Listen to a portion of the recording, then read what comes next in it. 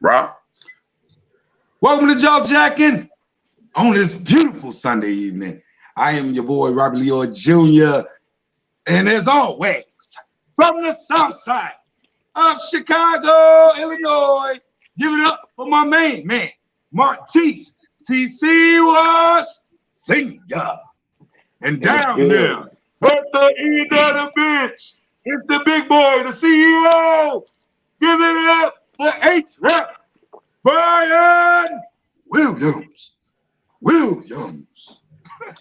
What's going on, man? I forgot to say jaw jacking in collaboration with the end of the bench. I forgot to say that. I'm sorry. What's good, Can y'all hear me? man? Yeah, man. I want to make sure that you go ahead and plug your network, man. Y'all hear me? We'll do that, man. We good, man. You just turned yourself to the side, though. You sideways, I don't know man. what Bob on. He just froze up, man. It's all good. How you doing, TC? Till he get right. How you doing, good brother? I'm all good, man. How you feeling, man? Man, I can't complain, man. Can't complain. It's going down, you know. Everything, as they say, everything is everything. Yes, sir. Yes, sir. I'm ready to get this topics, get to talking, man. Y'all ain't called me on Friday, but we'll talk about it later, man. Nobody called nobody. I mean, I'll be waiting. Okay. I initiate it from this point forward. Don't worry about it. You know what I mean? What's wrong with Bob Internet, man? Oh, we can't be talking he reconnected. He reconnected. He coming back in another. Well, anyway, till you get back on, man. How you been doing, man? I've been watching your little show. Yeah, man. I've been doing good, man. Doing good. Had a real good show, real good brother on the show yesterday. Talk about health and men wellness, putting our health first and ways to continue to enhance our lives. It was very informative. I ended up buying his book because I lost a lot of weight before, and I'm gonna blame about 10% of it to COVID. The rest of it, I'm blaming on just me ruining my eating habits because I had become a strict vegetarian, and then I push meat and things back into my diet. And when I push meat and things back into my diet, it kind of blew me up again. So I'm going back. I'll probably go back to more of a Mediterranean diet, a pescatarian diet, and put myself in a situation to whereas I can lose a little bit of this extra weight, get my extra energy back. Now, it wasn't hard for me, man. I did it without even trying. The first time I did it without even trying. Okay. Like it's kind of hard. It was hard for me. You know, I eat right though now. I eat better, you know, because getting older, you know. But I just don't limit myself or put myself in the box. So like, you know, disappointment. I just know, like, I treat myself out on the weekend. I'll go have me a steak, or I'll go do something like that, you know. But like during the week, I'll be out my little fish, little vegetables, salads and shit. Like with me, we trying to wait on Bob. Trying to wait on Bob, man. Come on, throw some topics in here. Get this talking crack, man. We don't know what's going on with the internet. You know what I'm saying? I want to know your. Go ahead, because you know I want to know your opinion. You know, I want us to talk about this, so we'll bring it back up when Bob decides to, you know, make his presence felt. But you know, we talk about the Sean Watson thing, right? All right, we can do that. Hey, am I back in there? Yeah. Okay. I hear you. I had to connect my Wi-Fi. Evidently, my regular signal wasn't strong enough. I don't know, but I was just bringing up about the Deshaun Watson thing. Now, you know, we got a little bit more information. You know, and I just want to know if y'all been following that. Not at all. Yeah. Well, what I wanted to talk about today, since you put it up there, I wanted to continue the theme with some of the characteristics. We're just going to jump on the entertainment version of those 9 characteristics Mimi Fuller was talking about white supremacy. So today we're going to just jump on entertainment in general. So you was talking about Deshaun Watson, but I also want to bring up DMX. We will start with DMX. First of all, you know, we lost legendary rapper DMX. If you hadn't heard, I know you got to be under rock if you hadn't heard that by now. And I wanted to what I wanted to do is I want to dive into entertainment, talking about movies. How has entertainment evolved? You know, from back then, you know, just the way we evaluate how it evolved, what type of impact, because we talked about this a few weeks ago about the expectations of responsibilities of entertainers, right? And the impact that they have on us as a society. So it's like the power of their presence doesn't ask permission to influence us. It is what it is. They don't ask permission. The status and the stature from them being positioned like that automatically has an impact on us. So we want to dive into that today. So like TC said, we talk about Deshaun Watson. So we want to talk about it from a broader standpoint called entertainment. And we want to keep that connected with the series as we was talking about the many impacts of those characteristics that it has on us as a society. So I want to start with, we also want to touch on stereotyping, and I want to touch on the Kurt Franklin concept, because we never really got to dive in at Kurt Franklin first time you brought it up, TC. I want to dive into that just based off of, you know, just based off of, you know, because we're on the theme of entertainment. So, you know, and that's what they are, you know, regardless of what they are when they position like that, entertainers. So I want to start with DMX, and I want to hear y'all thoughts on DMX and the type of impact he had on y'all individually, if any. DMX was a dope MC, man. Go ahead. I can get off, you know. Yes, go ahead, TC. No, I'm just saying he was. When we can jump in, we doing this. I just feel like DMX was that dude to me, and more like music, man. When you certain artists you connect with, like Scarface is one I connect with, you know, even though people better, but that's like one of my favorites, like DMX in that category with me. So it's like he had a good influence on me when it comes to music. We were speaking strictly on the music and the same side, because the man was cold as hell on that music.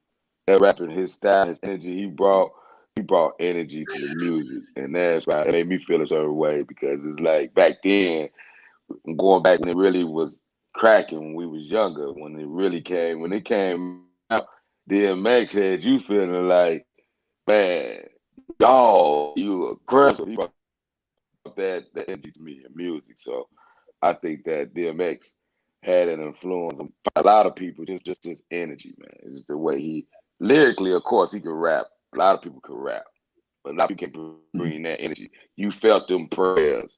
He really made you feel like he was a pit bull. Like you felt some barks.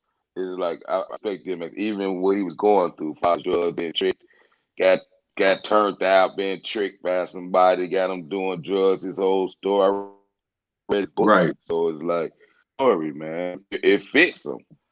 So I give him respect to even it, man. I give him respect, man. He get my utmost respect, for real. That's scary though, man. Like somebody in your safe space hand you something that's regular, you know, like, man, just hit this, man, you know, or drink this, you know what I mean? And then they'll mess around and put something in there that could change your whole life, you know what I'm saying, for real, you know, and that's coming from a safe space where they just ha on the stuff. Oh, look at the boy, he tweaking, you know. But it can change your whole life, you know. Go ahead, Big B. Oh man, like I said, man, I thought DMX was a dope MC. He brought his personality to the mic, and he let people know he didn't hide who he was. He let people know who he was. He made people feel comfortable being themselves. He talked about the streets. He talked about darkness in his life. He did what Corey Holcomb speaks about a lot as a comedian. Corey speaks about consistently, to be the best comedian, you should let people know who you are. Speak your truth.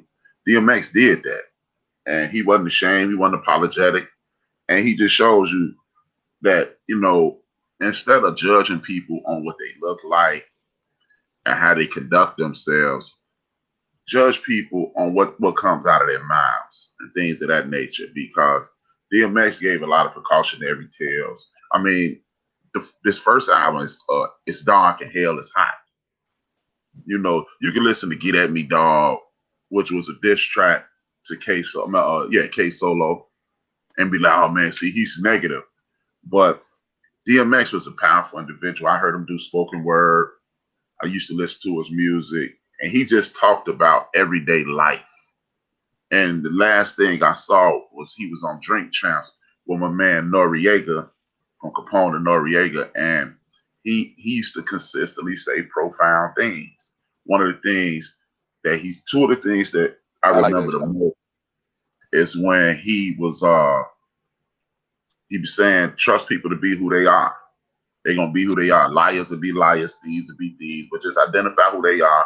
And he says it takes too much energy not to be in trusting people. And the other thing he said was when Prince pulled him to the side. He said Prince pulled him to the side at this second album and told him about the record industry. Set him down for an hour and talked to him about the record industry. And he made this statement to me that's profound. He said, yeah, he set me down and slapped me upside the head. And then Nori was like in a good way. He said, no, he was like a grandfather. He said, he was like my grandfather, slapped me upside the head. He said, and then he was like in a good way. He said, no, it ain't no bad way for your grandfather slap you upside your head because he caring about you. He giving you the information. And it's those kind of things that if you just looked at him or looked at some of his more popular songs, you'll be like, hey, man, he's a little too this and he's a little too that. But when you look at him and listen to what he said, I saw him dancing at a Greek wedding, at an Iranian wedding last week, hugging all the rappers in the whole world, communicating with fans. You got to love DMX, man. And he is exactly what the rap game is missing. You know, instead of trying to be the next hot, I tweeted that yesterday. Instead of trying to be the hottest rapper, why don't you try to be the next DMX? Mm-hmm. Mm-hmm. Yeah, what's funny is I watched the verses, the Snoop Dogg and DMX verses. I watched it the other day, and I didn't realize how many hits that Snoop had either. Like Snoop had some hits, man. Like I was like cracking. Because it didn't even, you know, I'm just being honest. I mean, I know they was Snoop was smooth the way he turned it into fun. He turned it into fun. You know, the way Snoop did it. He was like, man, we celebrating each other. You know, we just celebrate each other. We ain't on, I know it's a verses, but they was doing it the way the verses was supposed to be done, you know. And but one of the things that I noticed is that, you know, just being comfortable in your own skin, you know, and that goes to a point you made a few years ago, TC. You made a few years ago, like, man, Lil Wayne wasn't about to be a doctor. You know what I'm saying? Like, what we expect out of some of these people who come through the ranks. You know, Future wasn't finna be a dentist. You know what I'm saying? People in the hip hop world, you know, some of these people who end up gravitating and finding their voice. And that's one thing that we up against sometimes is, I think, is black men. I'm gonna say black men specifically. We are always made to choose how our morals is shaped. Once we find our voice, when we find our voice, we may find our voice in some atmospheres and some territories that don't go with the, you know, some of the established organized religion. And so, you know, when you got a generation of cats that is trying to find a way to, you know, make legal money, because DMX was, man, he let you know, man, I was a stick-up kid, flat out. I'll stick you up, right?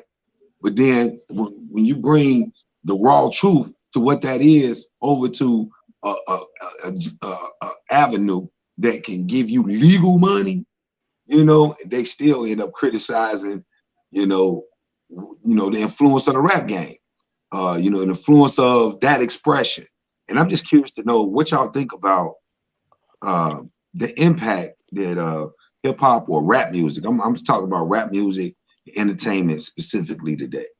What do y'all think the impact and the responsibilities is for hip hop artists, and you know, and how they should filter, or should they filter what they say, or does it change, you know, them saying their voice to the world if they get conscious of filtering themselves?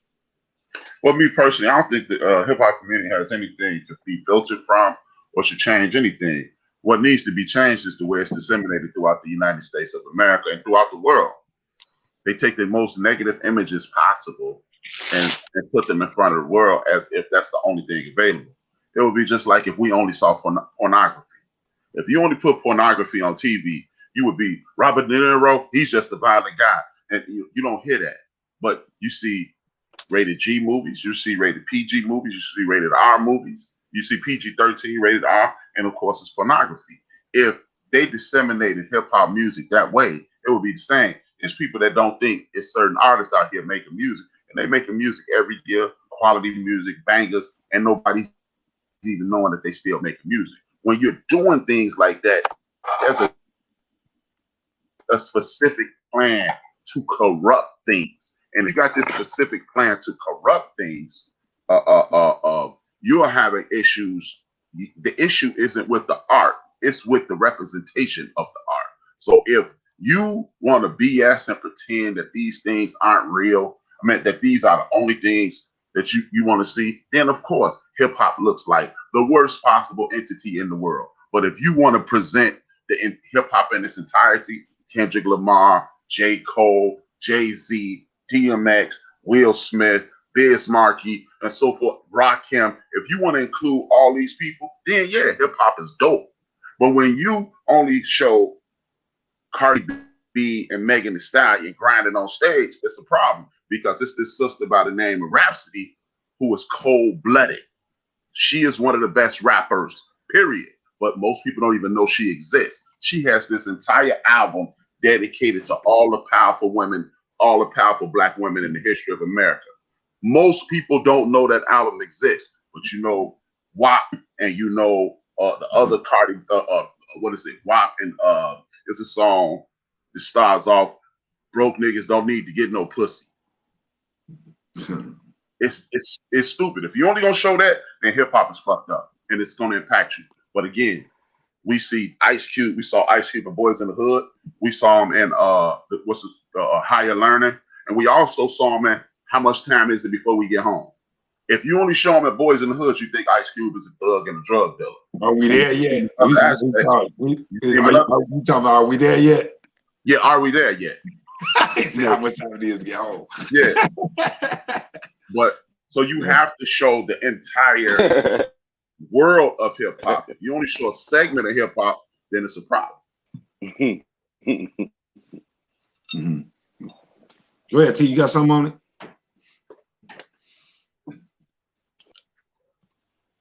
I agree exactly. I agree with. Yeah, I agree with Brian. I agree with what he's saying. I agree exactly his point when it comes to hip hop, when it comes to rap. It's like it's obvious why they do it like they do it, because it's an industry basically about us. So we got all these standards. But I feel music is like making movies. It's just it's entertainment. It's a form of entertainment. It has an influence, just like a movie has an influence. You know, you can't act like Dope Boys in the Hood ain't having influence on people. You can't act like Old Dog ain't have no influence on people, you know, but you also can't act like Scarface the movie didn't have no influence on people. You know, so they both, you know, designed to appease to people's emotions. But it just, they didn't get judged based on what they saying, I guess, because I guess you both mean what you said. I feel it's just like a script to me. When they rapping, it's they form entertainment, ain't in us. So I don't feel it's supposed to be taken as serious word. You shouldn't rap like this. You shouldn't call women this. But then we watch movies we like, and they call women bitches, and oh my fault, they call women things and all kind of stuff in these movies that we actually like. So I never felt there was a fair way to how they attack rappers for what they saying. Like it's like they are supposed to be pastors or somebody. The gospel. They can tell their story from where they came from. If you didn't come from that, then of course you could judge it and don't like it or say what you want to say. But they just speaking from where they came from. And I don't feel nothing wrong with that. I feel it does have influence though. And I think the big thing about DMX, you know, that I'm gonna keep 100 with, it's a message in itself, you know. These Molly poppers and drugs users and doing this stuff in this music, you know, it has a toll on your body. You know, so I hope that we also we celebrate the music, the man, because he's there. But we also see the message, how serious drugs are, and the effect they have on our body, and all the music. Like a lot of music now, these rappers, they're not talking. They're talking about doing the drugs. It's different. When we grew up, they talked about some beer, a 40, or a joint, or blood. Some gin and juice. But I ain't never heard Scarface talk about. I heard Tupac say, oh, nobody said, let's go get high, y'all. But now you hear Future say, man, let's do some perks. Let's go do this dope. And a whole different atmosphere now, And the effect of that, he was going through a lot of things, But of course, what they said out here about his death, it was drug related, Overdose is what they saying. And I don't know if it's true or not, but that's what they put out in the reports about DMX. Yeah, so we also need to understand the effects of doing. Go ahead. No, go ahead. I'm listening. Go ahead. Finish your point.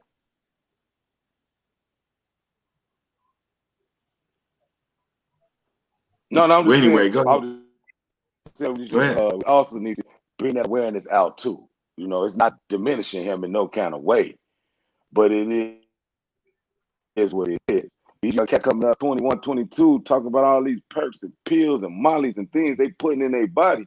They need to understand the effects gonna have on you down the line.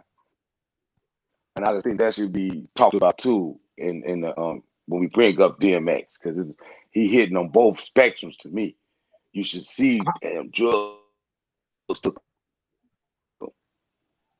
So I just hope that point need to be put out there, The point that about marketing, like when you think about marketing, I don't think a lot of the points that they make against the hip hop community should be brought up at all, because they shape and market this thing in a way that so in order for somebody else to benefit from it. So I don't even think that's an issue. I don't even think that's really an issue. I think they pick and choose. When I say they, because I really hate the word they, but I mean, when people are looking at what you do, your expressions, what you do, and they can capitalize on it, they pick and choose what they gonna put in front, in order to capitalize. They not stopping. They ain't got no problem with your expression. If they got a problem with your expression when they can't capitalize on it. Same way they had a problem with marijuana for so many years until they figured out how to capitalize. You know what I mean? So that's the name of the game. The name of the game is, how do you position yourself to capitalize on someone else's expression, someone else's talent, and that's going to determine whether or not it's a problem. That's what I'm saying. If you can't, it's abnormal. If you can't capitalize on them, that's abnormal. You know what I mean? So I don't think that, look at it gets worse and worse. It gets deeper and deeper as the nation begins to what you call moralistically become just straight individual or independent. Everybody's becoming to be their own liberated captive, and so there is no camaraderie of morality, right? So, but you got to try to make platforms where you can capitalize off of that lack of moral code, unified moral code in the society. That's what the rap game is. That's what entertainment is to me. You can literally you got a platform that you literally can filter people through and see what sticks and what don't, what creates the buzz. You see people on video, you watching YouTube videos and somebody be like, man, I got 35,000 likes. That's what everybody looking for. Who following who? Like who got the buzz? Who got the juice? You know what I mean? And I think that's what entertainment creates. It creates a way we can identify who got the juice. Yeah. You know what I mean? Who got the juice? Man, ain't nobody. I'm not finna be firing HRap, man. HRap, man. That's one of the deepest brothers I know, man. But ain't nobody listening to him, man. I'm gonna go listen to TC, man. TC talking about raping, bro. You know what I'm saying? That's funny, boy. It's 50,000 people over there listening to HRap, and it ain't nothing we can do about that. I ain't crying about it. You know what I mean? That's how it is. That's the name of the game. That's what entertainment show. It shows that we clout chasers. We clout chasers, man. You know, I mean, you know, slap me later, y'all. You know, because I ain't trying to spit on DMX grave, but DMX ain't no dude that I won't come into the crib like some of these little King Von, them little dudes. There ain't some dudes I want to show up and talking about dating my daughter. Like, I'm like, whoa, like what's going on? Like, I can admire them from afar. Some ways I can admire them from afar, but these ain't the type of cats, and I'm only specifically saying them. I can zoom in on Ozzy Osbourne or something.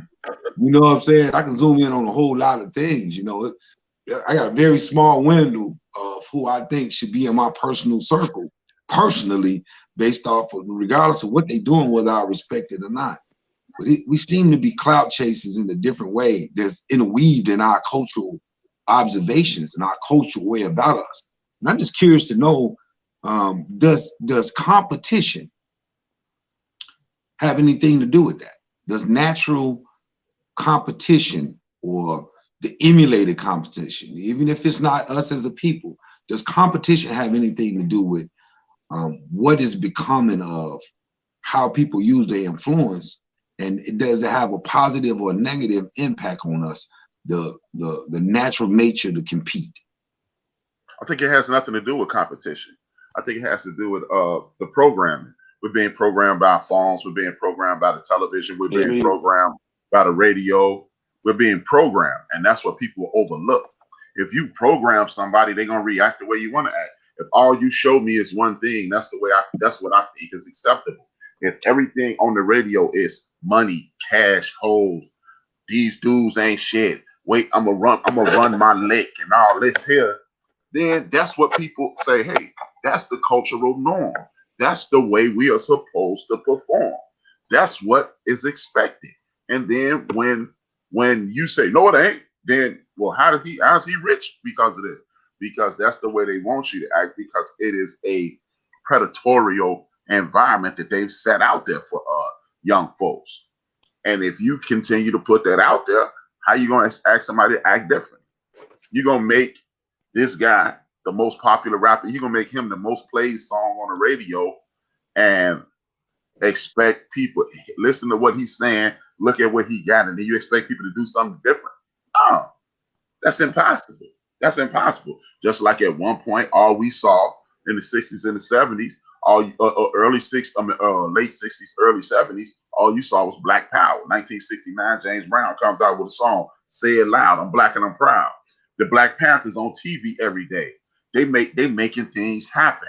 So, the news showing black people, the Black Panthers. The news showing black people, they dissing them, but at the same time, they showing these brothers create the WIC program, feeding young people every morning. They walking around, the cops won't mess with them. You getting harassed by the fucking police. So wait a minute. Hell yeah, I'm down. I'm down. And then all of a sudden, what happened after Black Panthers? They made pimps cool. So everybody wanted to be a pimp. 1983, 10 years later, they made Scarface cool. Everybody wanted to be a dope dealer. So what would happen if they made reading books cool, informing yourself cool, education cool? Then everybody would go that way. It is called programming for a reason. They program the populace to do what they want them to do. Because as I stated a second ago, that I can give you 20, 30 rappers off the top of my head. Just two. Pharoah Monch, Master Ace. Pharoah Monch did an album called Post-Traumatic Stress Syndrome. He talked about depression. He talked about losing your job. He talked about military people coming home being fucked up. He talked about how fucked up it is in the hood and the bullshit we eat. You ain't heard one of those songs in rotation. Master Ace did an album about his life and how he came up through all the bullshit in the hood and still went to college and graduated. You ain't heard one of those songs, but you definitely heard cooking in the house with the AK-47, the Migos and Bad and Bougie. You heard all that bullshit, but you didn't hear Master Ace and Pharoah Monch. These dudes are two of the most proficient rappers in the history of the game. The dudes that we hear all the time on the radio, they love those guys. It's a common slogan in the hip hop community. Your favorite rapper's favorite rapper. Master Ace and Pharaoh Monch are those guys. But you don't see Master Ace and Pharaoh Monch. They're not programmed to you. The quick fast ain't there. One more thing before I get the mic to TC. It's even in television programming. When you see white people on TV, they living way up here. The king, look at the King of Queens. He's a UPS driver, and his wife is a legal secretary. They got a house. They take care of her father. And it ain't nothing wrong with being a UPS driver and a secretary. Black TV is good times. Florida ain't got no job. James working 19 motherfucking jobs, struggling, head napping, and all fucked up. What does that tell you?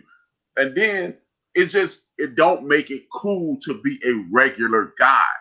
You either have to be Bill Cliff Huxtable or Fred Sanford. And why is that? It's programming, period.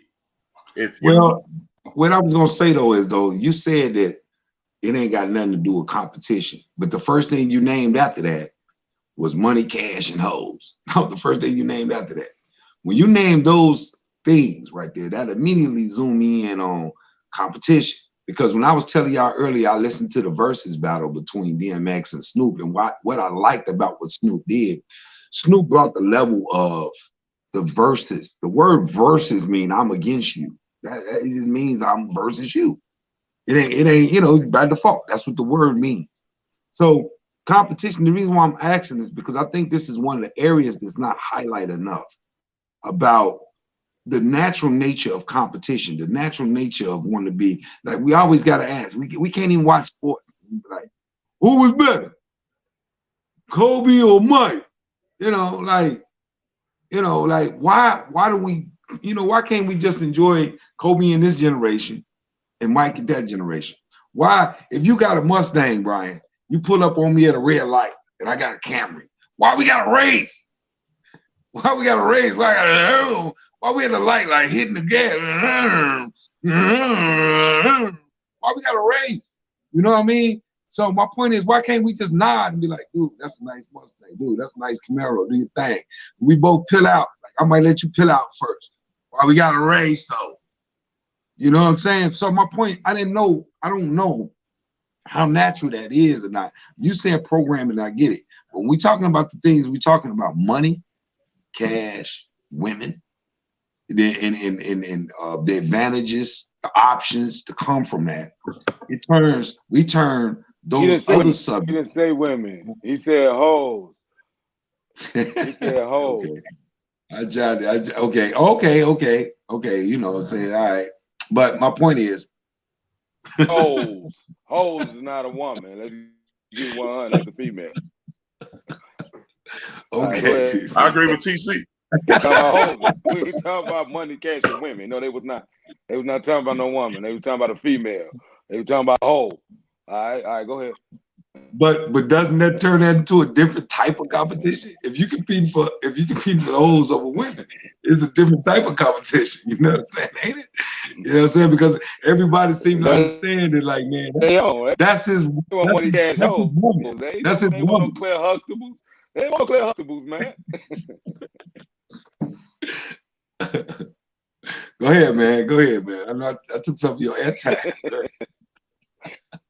Hey, they don't. Let me get on my other. Hey, hold on, y'all. Now y'all handle that business real quick. I'm finna switch. Okay. All right, but check this out though. All right. Well, when you jump back in, I'm gonna dip back in. So y'all handle that business. I'm gonna pick up stuff when I come back. Let me see. Well, we looking for you. But anyway, the point I'm making, Brian, this is, I think we undervaluing the concept of competition and the competition that started from resources in our makeup. I think we undervaluing how that has emulated into our characteristic makeup in America. I think we undervaluing. I think we undervaluing that to me. And if we don't start really zooming in on the concept of competition, the concept of versus, being versus each other, I think we failing to realize we'll start calling it portrayal. But I think it goes deeper than just portrayal. I think it's natural to be competitive. I think it's natural, but I don't know But that's why I agree with you at in saying that that's when the marketing and when how we pitch everything fall in place. Secondly, so I just want to hear what your take is on that. Well, look, at the end of the day, competition is the name of the game. No matter what you're doing, I take everything back to nature. An apex predator, a lion, a tiger, or whatever you. 1 second. A lion, a tiger, a eagle, or whatever. They are apex predators. They are out there taking, as Chris Rock said, the big piece of chicken. Right. They out there to get the biggest game, and then the other predators, the hyenas and other animals, the vultures and things, they come after the lions, have gotten what they take. They're competing. The problem isn't competing, it's what you're competing for. Like, I'll use Snoop Dogg. Again, to use Snoop Dogg. Snoop Dogg was a negative, quote unquote, negative image maker. That's what the world said. But Snoop Dogg, one of his first songs, y'all mentioned it, Gin and Juice. People will say that's a negative song. It starts off, it's so much drama in the LBC, it's kind of hard being Snoop D-O-double G, and he go on and talks about the treacherous life that he lives. And instead of other people saying, you know what, allow me to talk about what I'm talking about, they took all the negativity that they showed to Snoop and promoted that. So now people are acting like that to try to get that piece of meat instead of being an individual and getting what they gonna get. See, that's the problem. We don't promote individuality anymore in this competition. As I stated, the lions, the female lions, swoop down on a Cape Buffalo.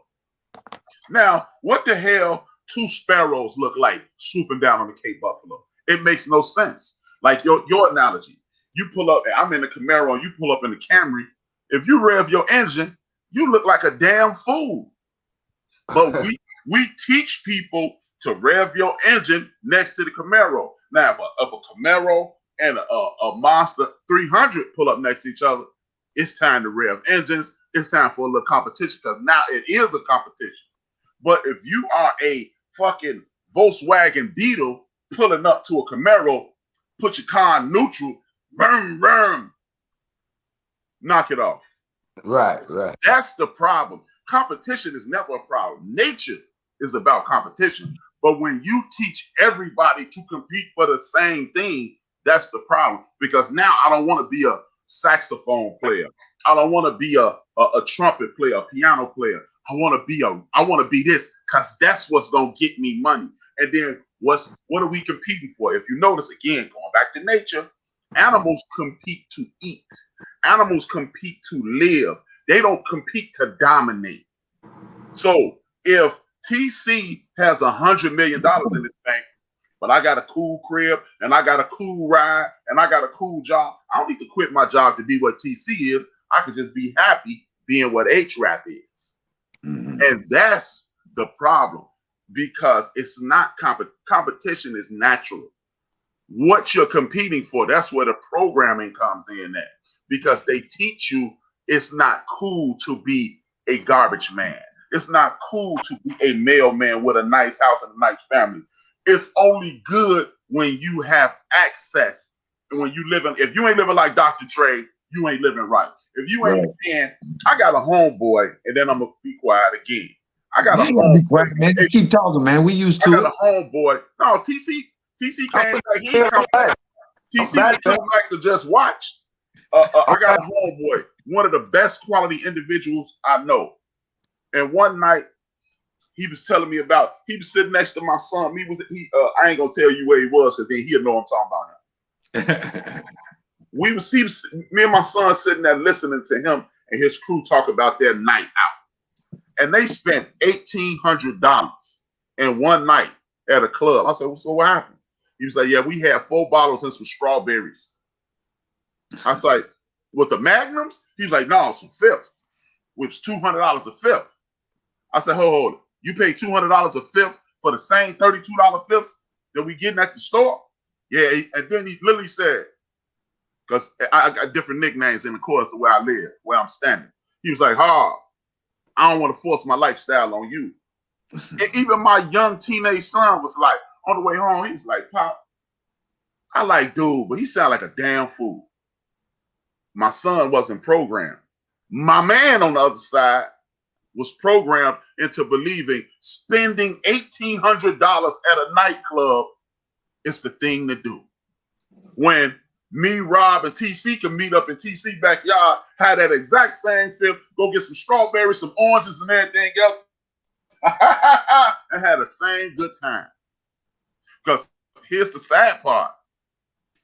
None of them picked up any women at this club, so y'all spent that money to impress women that y'all didn't even approach.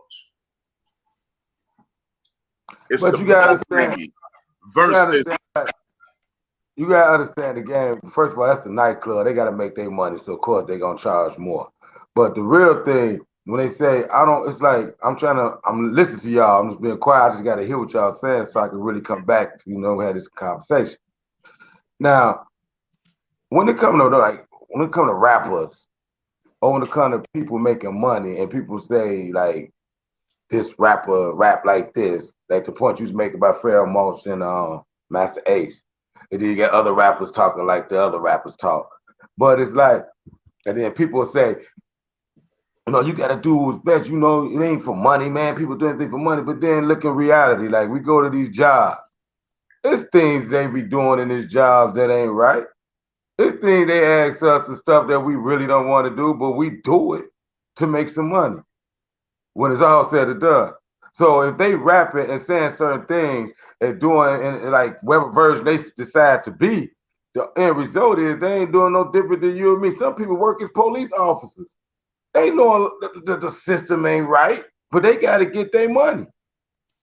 So if a rapper decides to whatever vibe he want to put out, whether it's positive, whether it's street talk, whether it's trap music, it's still, to me, it's all entertainment. And I just don't agree with picking, like trying to make these brothers feel like what they saying got to be positive. Ain't nothing wrong with that. You got positive rappers. So like in certain movies, like you broke down earlier, you got rated R, you got pornos, you got PG-13, PG, G for the kids. You got different categories of entertainment when it comes to movies. And without them labeling it like that because of marketing, they want to keep hip hop or rap music negative. You got different forms of artists. You got Drakes, you got Futures, you got Jay-Z's, and you can go all the way down to you got the dude from Chicago, we ran the skateboards, Lupe Fiasco. You got all different types of rappers. So you can pick the rapper that goes with you. The people that like the positive rappers, they gotta follow it, but it's not as prevalent, of course, because of marketing of like the other rappers. So I feel like you gotta trust what you want to listen to. It's not like all rap music the same. So I don't feel like why rap music. Not saying we doing it in this debate or in this conversation, but why is always serving an attack on what they say when you can go to somebody else and listen to somebody else? And they're not saying none of that because it's other rappers. So my question is, one second. I think you misunderstood what I was saying. I wasn't responding to you. I was just saying in general. I wasn't going off your speech. I wasn't based what you said. I'm just saying in general. Is that what he did? A speech? Is that what he did? A speech? Well, I thought everything we do. Okay, what's the word I'm supposed to use, man? What you was talking? I'm just saying.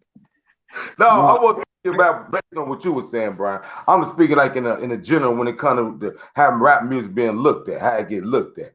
Like that grab. I again, when I was saying what I was saying, I don't have an issue with any of it.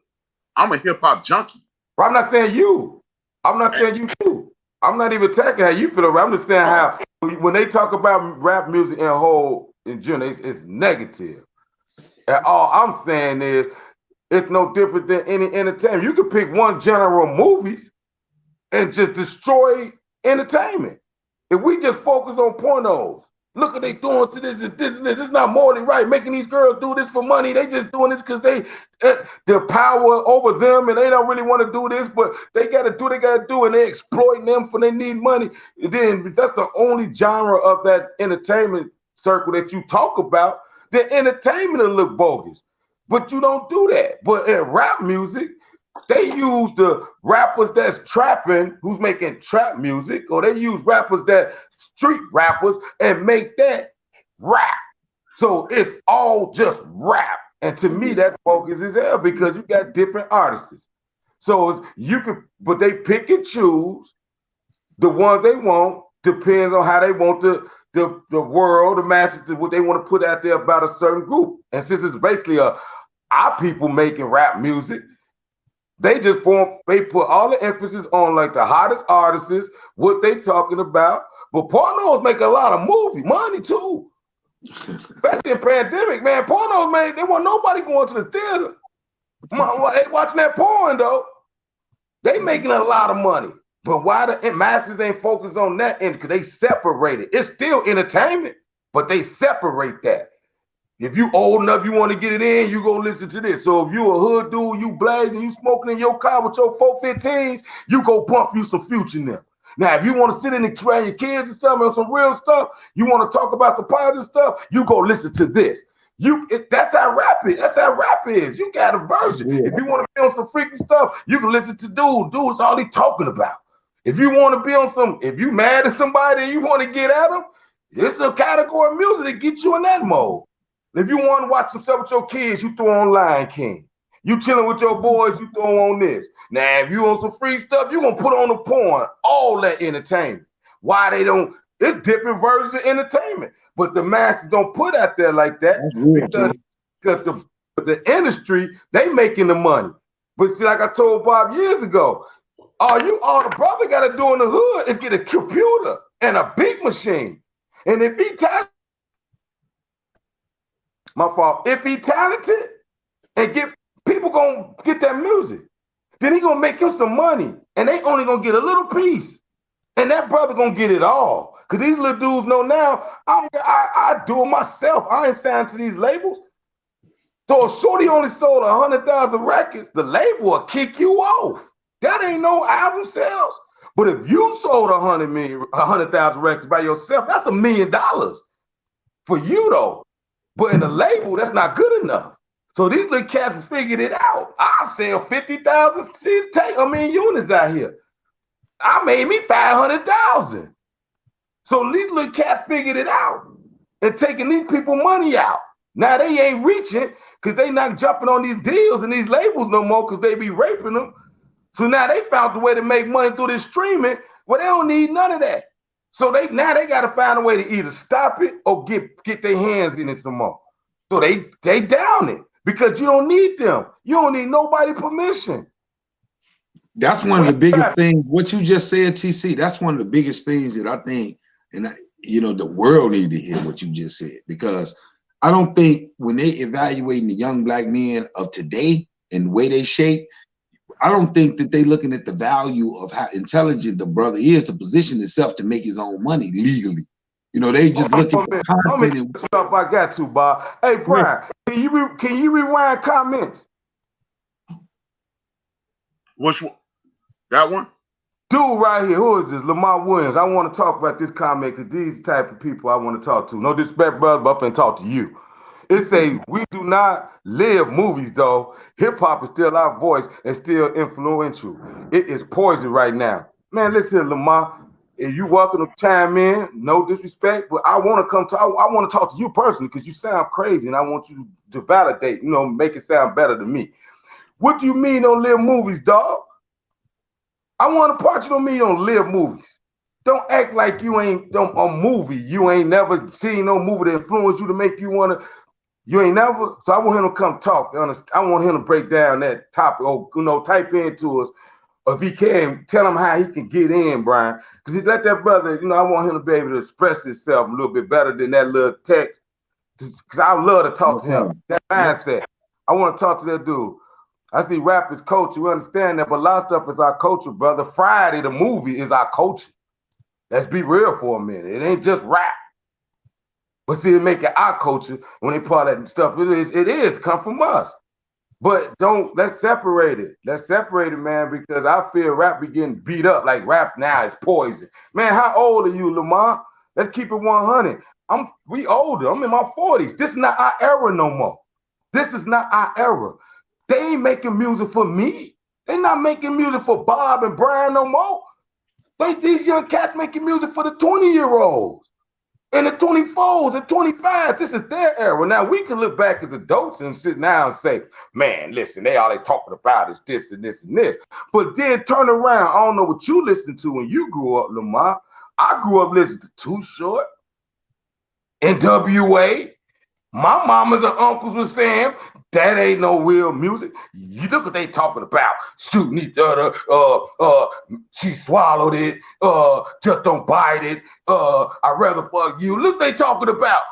But we was loving it. Now we get older, even though we don't honor what these little cats talking about. But this is their era. So our parents would have been wrong for trying to make us not listen to NWA. Would they been wrong? I mean, they supposed to say no. We both they should have. They should have. Why? Yeah, they should have. Break it down. Why? Because everything isn't for everyone. It's okay for an 18-year-old to listen to NWA. The same way it's okay for an 18-year-old to listen to pornography or to watch pornography. It's not good for a 12, 13-year-old because you're at 12, 13 years old, your mind is still developing. You don't understand that what they're saying is to get $1, not to help you understand. If you a kid, you shouldn't be looking at adult things.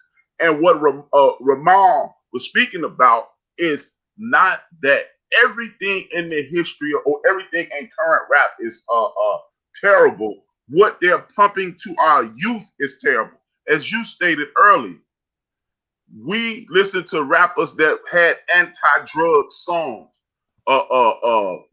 Now, and of course, it was rappers talking about smoking weed and drinking back then, but they were not on the radio in our kids' face. You had to go. As a matter of fact, Luther Campbell went to jail, and that's when they put that parental discretion advised sticker on the music. So if they gonna put that up there, don't lower the standards so my kids can see it. It's for adults. It's adult entertainment. Don't put ass, titties, drugs on TV every day and the radio every day so my kids can hear it. Rap isn't, and to your point, rap isn't trash. What they're programming our young people with is trash. They're poisoning their minds. Where's all this energy from our brothers that say about the rap, what they putting out, and the kids should watch it, and where the same energy what they putting out on TV? I'm sure people do complain about what's on TV. I'm just saying like the same energy. Just the point I'm making. I'm sure if we did a show on TV, Ramar would say the same thing. His name Lamar. I know him personally. Oh, my fault. DJ Ramar. Okay. The point I'm making is I ain't saying you want to say the same thing. I'm just saying the problem right here. This is the problem. It is a problem. You see people talking about homosexuality all the time on TV. You see people talk about sexuality in general on TV. It's the same complaint. What I think. Why is it not? Why? I'm just saying I'm asking your question, your opinion. Why isn't it attacked the same? As I was saying, it is attacked the same. If you go to Facebook right now, you see me attacking Kid Cudi clown ass for having a dress on last night.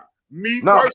But what I'm saying, I'm not saying we're not talking about us. I'm talking about like the whole world is rap. The whole world is upset right now. It's one of the biggest topics in the world right now. Why is this 37-year-old man on TV on Saturday Night Live in a fucking dress? People are talking about it worldwide. But she said Saturday Night Live, right? He was on Saturday Night Live last night in a sundress. Doing what? Performing his rap songs. In a sundress? Yes. On TV, people right? are upset about it. But why? Because a man shouldn't have his 37-year-old ass on TV representing in a damn dress. See, this what I'm going at. I said, why for this reason? I want to hear you out. Why is people mad for that when this is what everybody talk about? Be yourself. That's what they say, right? So he's up there and this is the world we live in, right? To your point, there are people pushing back against that, pushing back against illicit rap. They're pushing back against illicit television. They're pushing back. Okay. There's a group of people saying A, and there's also a group of people saying B, as Raval just said. This is the point I'm making, man. This is the point I'm making. I seen on worldwide news TV, ban rap. Stop rap. They saying this. I'm seeing people saying it's disgusting. Forget this rap music. I'm waiting to hear. I'm just saying me. I haven't seen the masses say we gotta ban this TV station. We gotta ban that show. I don't see the same vigor in that. I ain't saying to you, and I ain't saying in your time feed or on certain posts on social media, because that's everybody's independent way to get their feelings across. I'm saying I ain't got to turn to social media to hear them say they got to stop rapping, effect it's having on the youth in the neighborhoods. I ain't got to go on those news feed to hear that, but I got to go on the news feed to hear them talk about the TV shows and the effect it's have. I don't see the same vigor. That's all I'm saying. You didn't see the entire damn world acting a fool last week about Nas X having the devil, giving the devil a lap dance and talking about going to hell. You didn't see that last week on the news? I see him more mad about the blood. MSNBC, Fox. I saw more mad about the blood in the shoes than the video. But I'm just saying, I heard more people mad about what I was seeing on TV. It was more about because Nike had to get themselves out there to cover their butt and sue them for them shoes. I heard the biggest thing I was hearing about was the blood in the bubble. Because they know I saw Karen Hunter's show. I saw Roland Martin's show. I saw Lamont King's show. I saw Corey Holcomb's show. I saw Zoe's show. I saw MSNBC. I saw CNN. I saw every network possible tripping on him doing the entire thing.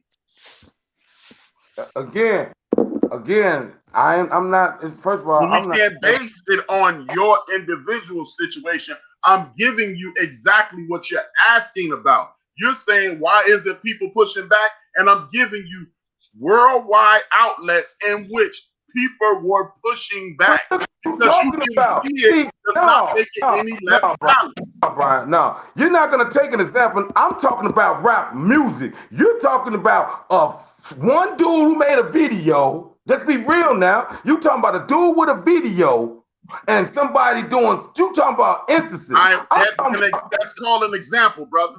That's an example. That's an example of people pushing back. That's an example. But see, listen what I'm saying. I hear you. That's not a debate.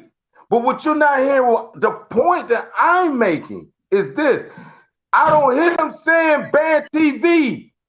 I don't hear them saying ban ABC. They saying ban rap. They not saying ban. They not picking out and letting other people slide. They saying they banning rap. I'm not saying that I'm talking about an instance when this dude fucked the devil and wearing bloody shoes. I'm not talking about an instance when this dude wore a dress on Saturday Night Live. They mad at that. They not saying get Saturday Night Live off TV. They not saying they saying get rap off. That's the difference I'm saying, brother. So is it safe to say those very same people that are complaining about what you're saying, aren't complaining about that tonight, this morning? I haven't seen it this morning. So is it safe to assume, can a reasonable mind infer the very same people that are upset at the violence in hip hop music and the objectifying of women in hip hop music, they will be upset at this as well?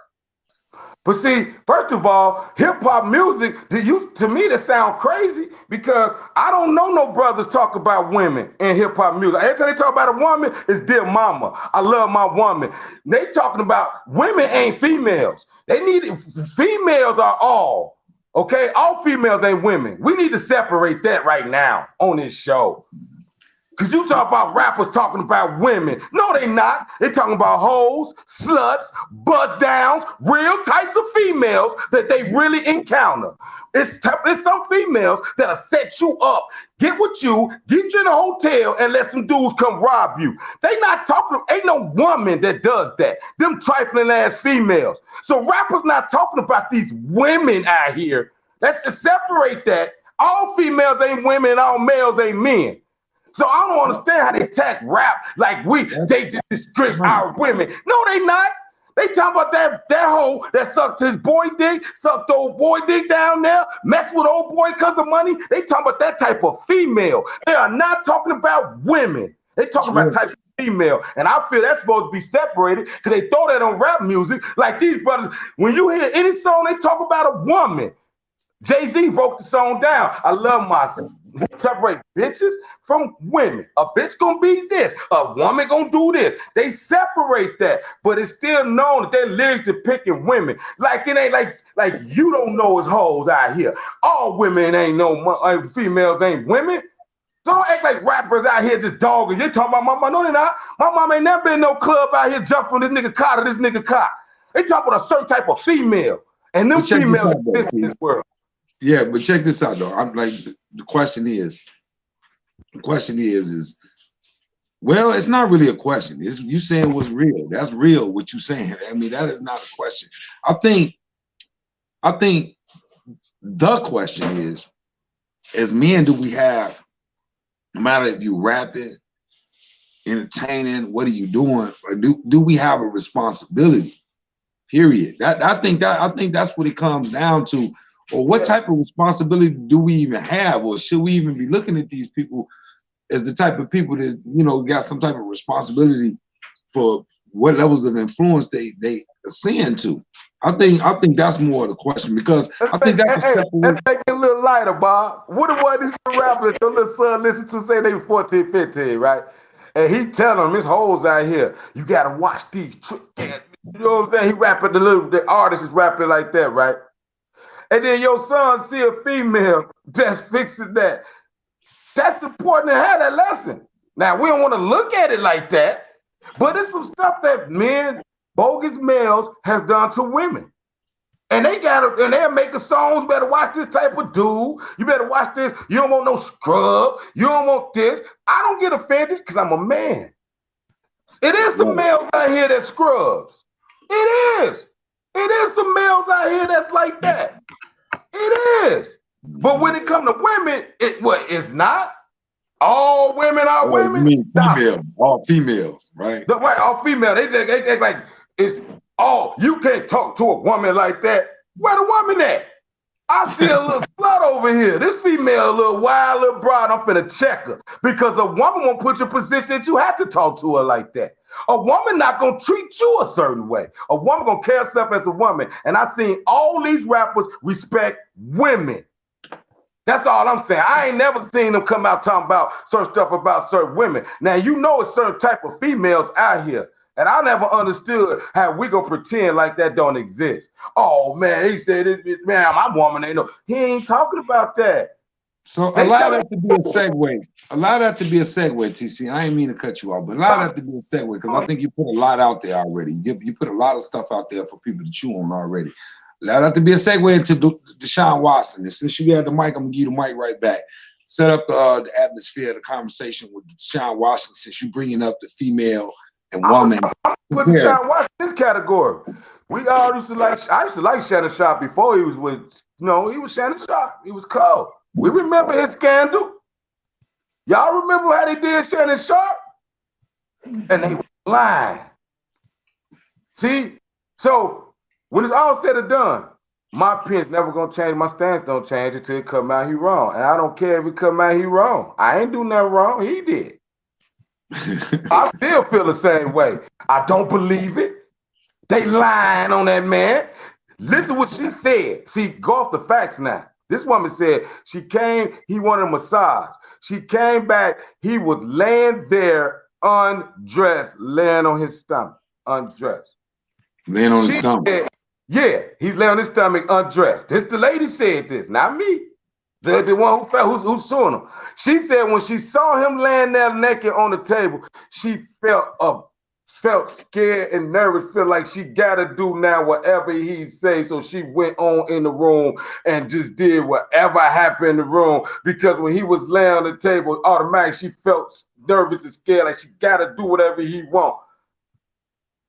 I'm saying it right now. Bullshit. Bullshit. I'ma say it.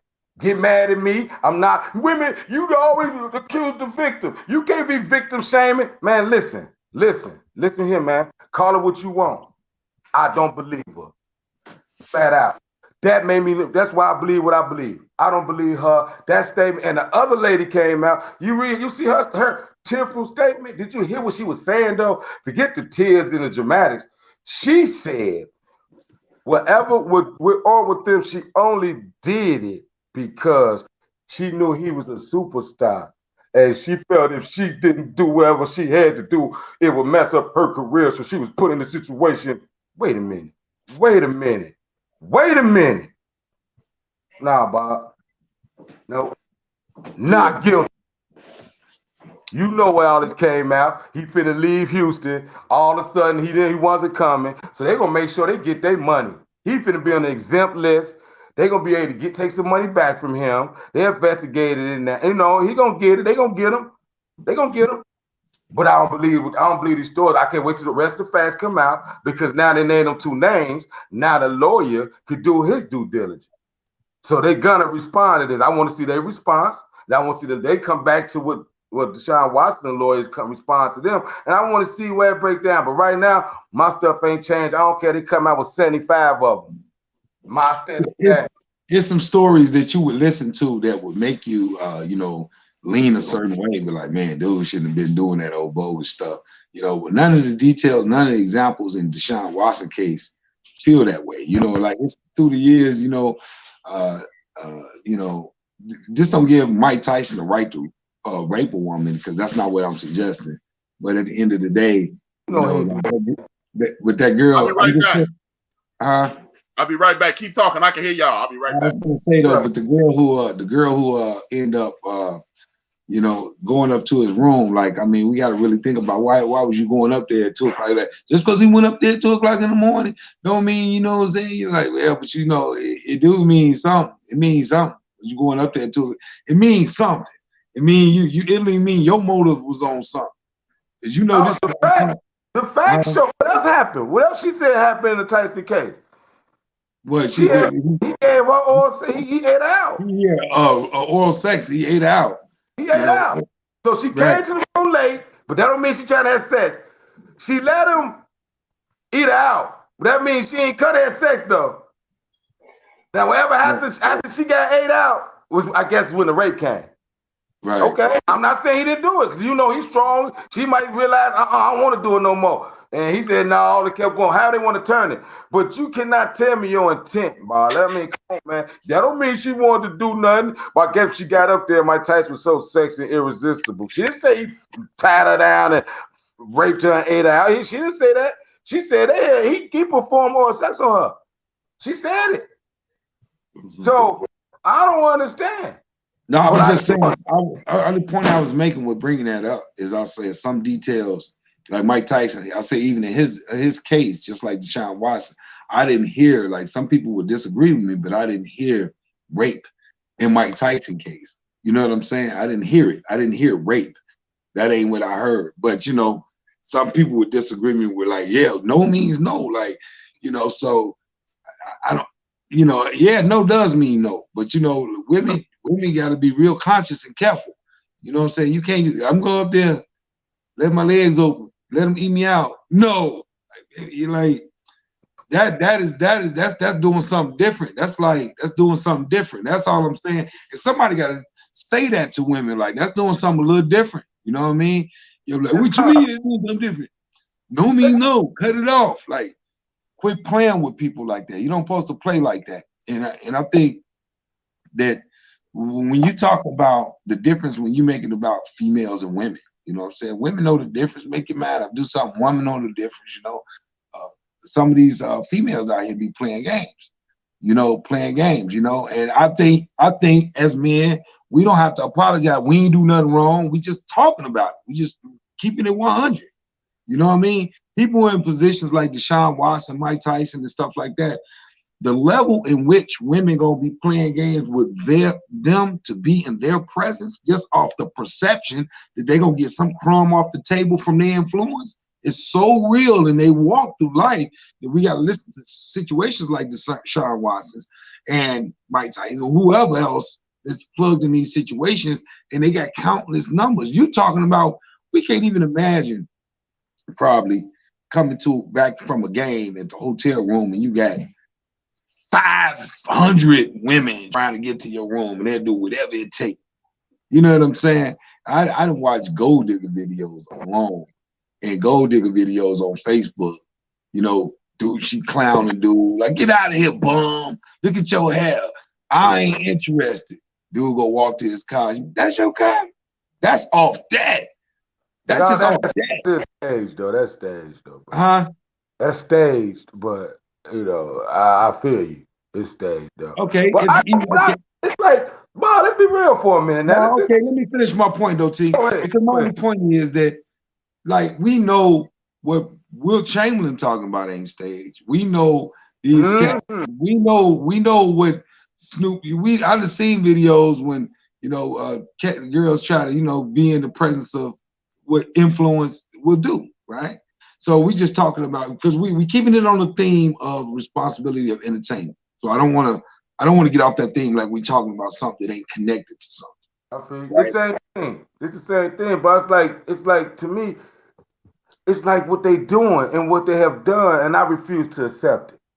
I know when my mama and them had a baby shower, you couldn't bring pink for the boy. It was pink for the girls, blue for the boy. Now I'm older, pink is for the boy. Well, we know better. We was taught different. We was taught to pull our pants up. Now is whatever. Okay, whatever. We saw Tupac go to jail for rape, and we saw the details in the case. Wasn't rape, but he was locked up for rape. We saw this happen. We saw some dudes do women wrong, and it be right there, and they go to jail. They deserve it.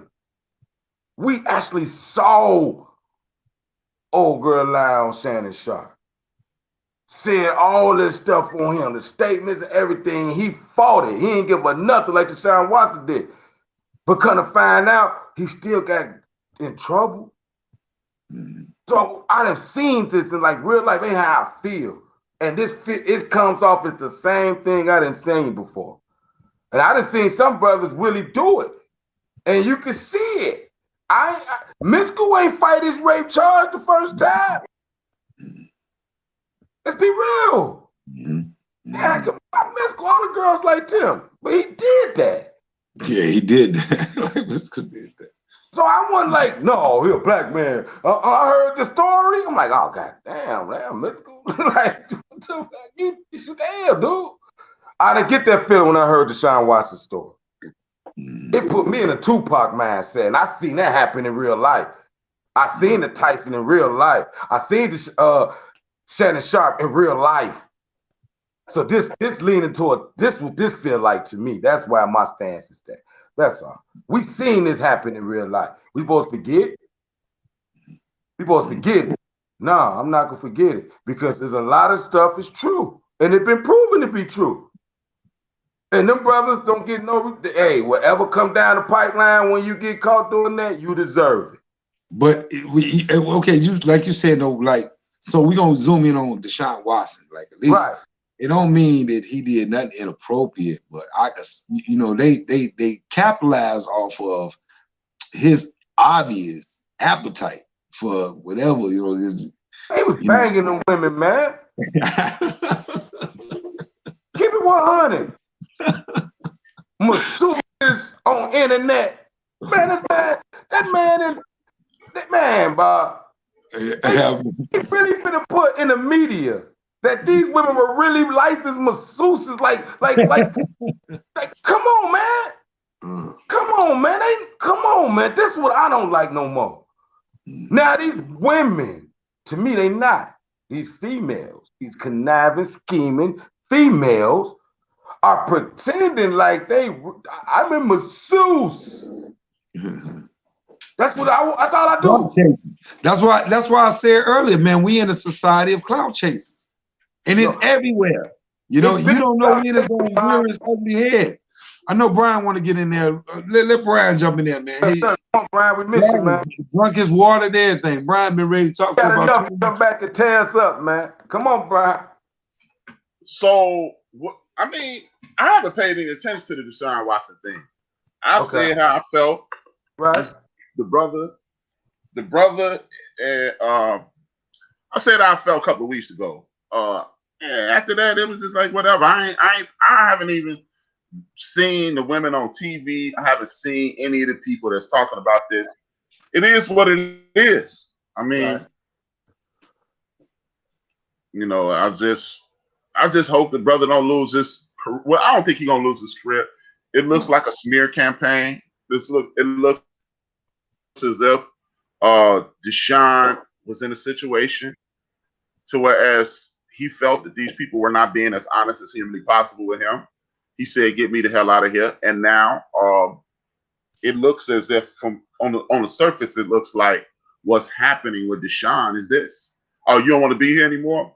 Somebody approached them with a bogus accusation in the past, and they said, "Well, you know what? We covered this up a few years ago because we knew it was BS. And since you're not doing what we want you to do, what we will do is, at the end of the day, what we will do is run your name, shoot your name through the grease, and you'll have to deal with it. You're gonna suffer the consequences of not doing exactly what we said. And we'll find out in a few months what's going on. And that's it. I don't do a whole lot of scuttlebutt media because it's not productive.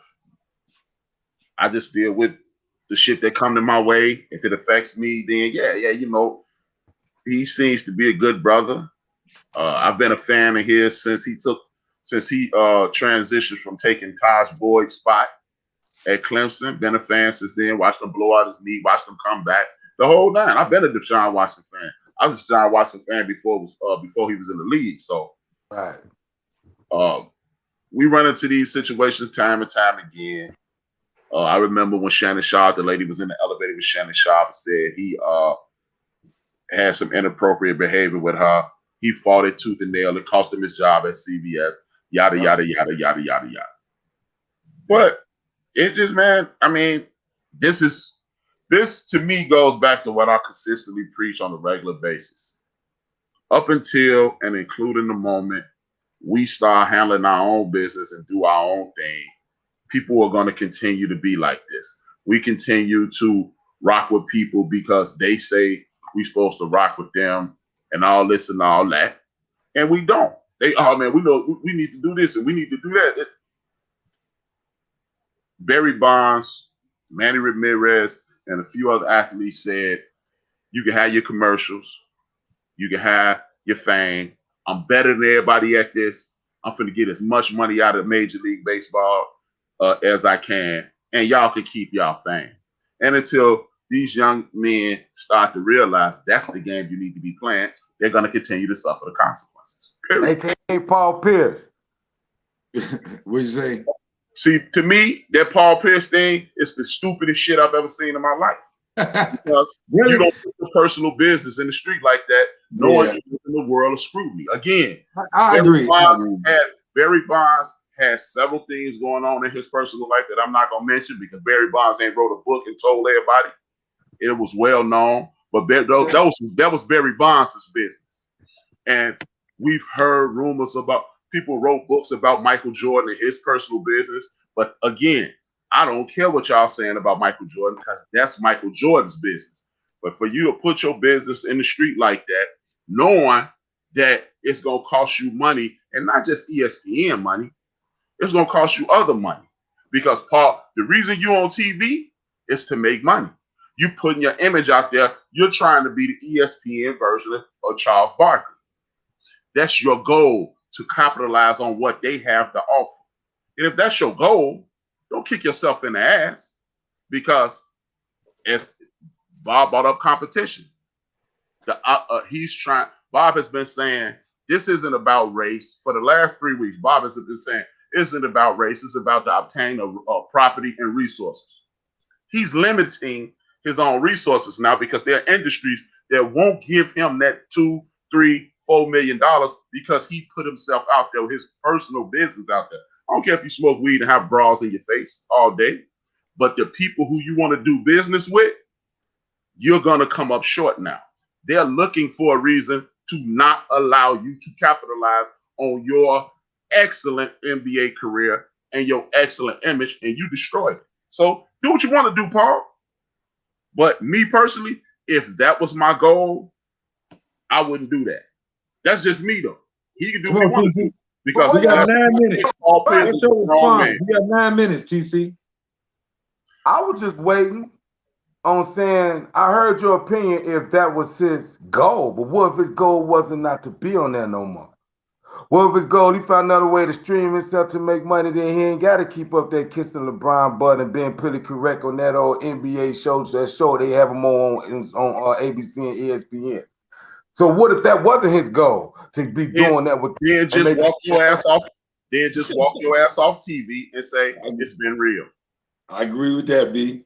I agree with that, B. I admit, you can tell, I'm the immature one at the group. I'm the younger one, I loved it 100%. I loved it. I like Paul Pierce even more. You know why? I love when somebody understand the game. I already got over damn near 100-something million, 80-something million off this shit. I already got it.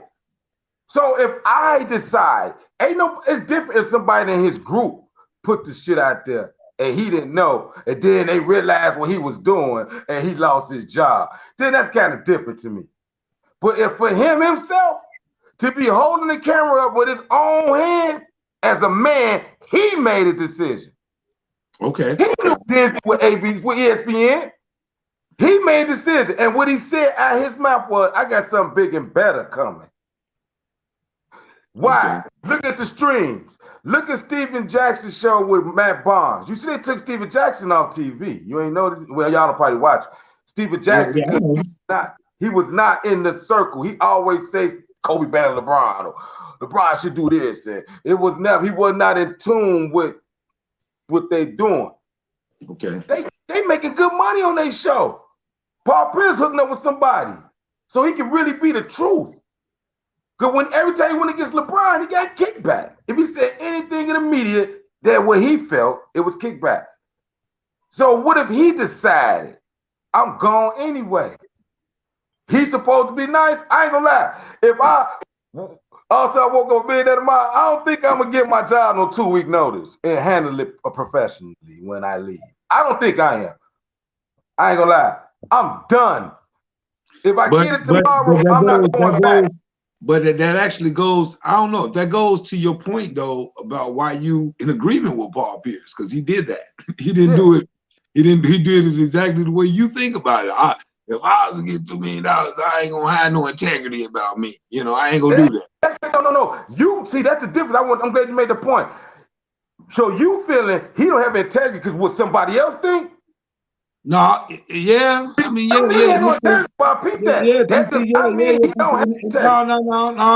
Somebody else think of the concept of respect. Respect and give a, because when why you gotta be a dumbass? Why you gotta be all this shit? Why you respect him? You want me to ask? You want me to answer? Y'all would love to y'all answer. Ain't no debate. I just want y'all answer. I think he's a dumbass because why limit your opportunities at this point? Because guess what? Wow. You don't have to give a 2-week notice to do anything. You know what, ESPN? I'm out. It's been great. 2 fingers, 1 word. And you done. To put yourself out there, there are other companies that are out there that won't do business with him now because at some point Paul Pierce can show up somewhere and people will give him boatloads of money because he has this pristine image. And being on TV gives you that. Wow. So instead of just completely obliterating all your opportunities, you burn down. You burned a shitload of bridges to prove a point. I got $80 million, but the goal is to have $180 million, and then and then $280 million, then $500 million, then $750 million, then $1 billion, and so forth and so on. That's fucked up. That's fucked up. Go ahead, T. What if that's not his goal? He wrong? What if his goal not to try to get 280 million, then 580 million? What if that's not his goal? I've never seen anybody who lives in a capitalistic society who's on TV to make money, not their goal not to be to make money. So you just saw one who said, fuck that, forget it. He said, you just saw somebody.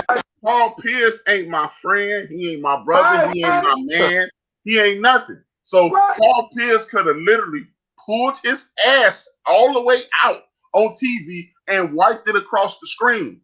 And that has zero effect on me. But if you're asking me my opinion on what he did, I think he did some stupid shit. And that's okay. I'm in agreement. I'm in agreement with Brian. I just wanted to say my little point. Right, we got about 4 minutes to the show, so I just want to say. So hour and 30 minutes now. Yeah, what was it? Was it longer than that? 2 hours. We did. I ain't know. We're gonna roll then. It's 2 hours then. We're gonna roll until we can't do it anymore. You gotta go. Let us know. Oh no, okay. But anyway, check this out though. My only point is this: is that I agree with HRap in this sense that you never want to cut your opportunity off, because we started this whole thing talking about entertainment and impact of it, emulating the market and everything else. I'm speaking from black men, right? And it's like, it's one thing to do what you're gonna do, but when you sit down, and the reason why I made this comment right here, and I say, yeah, you got an obligation. You come in and you interview, and they sit you down and they interview you. Yeah, you might be the truth. You might be whoever you are to interview you. You give off all this integrity talk. I swear, I'm gonna be this type of way. I'm this type of cat. You give all this integrity talk. You gotta follow that through all the way to the end, man. To me, that's what integrity is. You write rap right by saying he ain't gotta give it to you. No, so are you, TC. Both of y'all right in essence. No, we know we don't. But if you wanna always maintain the integrity you started with, you came in promising stuff during the interview. And that's coming from me in something simple as management. I'm like President Obama as a community organizer. You know what I mean? I'm in management, so I need that from you. I need all them false promises you gave me at the beginning. Follow that through, man. And see, it's a benefit to you following through, because even if we do part ways, I'm still mindful of you to shoot. Hey, man, did you call Paul? Call Paul, man. He left as a good guy, man. That word of mouth thing in this society goes a long way to me. We can't afford to say, F it. But, we can't afford to say F it, because we always got to realize, man, that there's other people looking at us. And I'm not talking about other people. I'm talking about our own people are looking at us. Our own men are looking at us. And if we don't never take that responsibility that our own men and our young men and young ladies are looking at us and how we conduct business and the impact that have, yeah, we're doing some dumbass shit. That's real to me. That's good speech. That's real to me. I respect that. I respect both of y'all opinions. I do. That's real to me. I don't agree with it, but I respect the speeches and what y'all saying, because when it's all said and done, y'all losing one element, and to me, this the biggest thing that be going like for real in life. Like, why this? Okay, we can have an opinion on what he do. Dumbass decision. Me, I respect it. Ain't nothing wrong with that. But I just wanted to what I see in what Paul did is obvious different where y'all take it. I felt like this man knew. First of all, it like he came in there shooting and acting wild. The man sitting at a party smoking and had a stripper behind him. So that's what he was doing. He shot the video. I take it like this. He knew what ESPN didn't like that. But then I watched when he be on that show. I bet you he didn't know they was gonna make him he couldn't say certain stuff, like he couldn't have his Steven name feel. I bet he didn't know he had to sit back and be watered down as they made him. I bet he didn't realize how scripted that show was that was holding him back for saying how he really feel. I bet he didn't realize that in the beginning. But when he realized this ain't even real up here. What if he realized that? So if he said, I'm walking away from it, why you got to worry about coming back to it? What if he don't even like it no more? What about all that right way to do things nonsense he talked about LeBron James? That's the right way. Right, I'm saying. What about all that bullshit he talked to LeBron James about the right? See, he don't do it the right way. And what's the right way? Somebody else way? I'm gonna need you to listen to what I'm saying. I'm listening to you. I can hear and listen. I can talk. What about all that nonsense he says when he talks about it's a right and a wrong way to do it, and LeBron didn't do it the right way. He took the shortcut. It's a way to do. These are Paul Pierce words. That's so why didn't he follow that exact same example? Okay, if we can see, this is why I love this kind of, because we could flip the other way, right? He did what he wanted to do his way, right? The same way LeBron did he want to do his way. Why did he criticize LeBron for doing it then? Because he played basketball too. And what LeBron did affected them basketball. That's about basketball. This is not about personal life. It's different. That ain't the same thing you just said, though. I mean, they ain't not just you. It's not that's not the same concept. If you want to do something your way, you can't criticize somebody else from doing it their way. You have no way.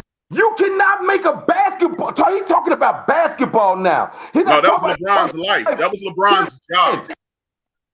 Wow. That's LeBron. Basketball is LeBron's job. That's different. No, it's not. It's different. That's LeBron's life and LeBron's job. Okay. Go ahead. So I'm just trying to hear what your point is. I mean, that's all. I'll understand your point, and we can make it real simple. We switch it up. We ain't gotta keep talking about this. He ain't did a motherfucking thing. I'm sorry. He ain't do nothing wrong in my opinion. Okay. Well, you said that. That's all we doing. Y'all heard about he's supposed to do it the nice way, or not the nice way. My fault. I never said the nice way. Right. You said the right. To Paul Pierce. I'm listening to Paul Pierce for the last 3 years. Tell LeBron James he's less than because he didn't go through the rigors of losing and having horrible teammates and then having a team built around him and then win. He's less than a star. He's not equivalent. He's not on this level. So LeBron James at the end of the day said, you know what? Cleveland is not going to get me where I want to be. This is not where I want to be. I'm not going to call the owner. I'm not going to tell anybody what I'm going to do. I'm just going to do it. Paul Pierce said, you know what? According to you, Paul Pierce said, you know what? This ESPN thing ain't what I thought it was. I'm out of here. And said on his terms he left. How can he criticize somebody and he turned around and did exactly what he was criticizing somebody for? LeBron did it his way. Paul did it his way. It should have never been no criticism. Okay. First, my response is this. When LeBron did that, did you say, what was your opinion?